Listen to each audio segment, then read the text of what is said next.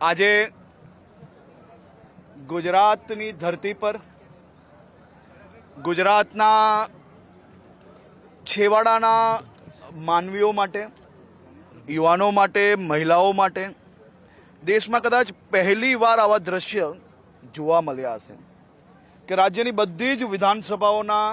નાગરિકોને એક સાથે કોઈ બી પ્રકારની પક્ષાપક્ષી વગર, કોઈ માંગણી વગર 182 વિધાનસભાના નાગરિકો આજે જૂની બસમાં આવ્યા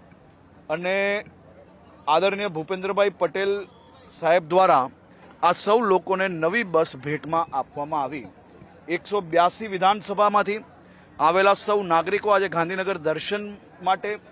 વિધાનસભા હોય, અક્ષરધામ હોય, એ બધી જ જગ્યા પર ફરવાના છે, ભોજન લેશે બધા જ લોકો અને નવી બસમાં પોતાના ગામ તરફ પાછા આજે જશે। આ ગુજરાત નહીં પરંતુ દેશના વાહન વ્યવહાર ના ક્ષેત્રની અંદર કદાચ પહેલીવાર આટલા મોટા પાયે એક સાથે બધા જ લોકોને ઇક્વલી ન્યાય આપવાનો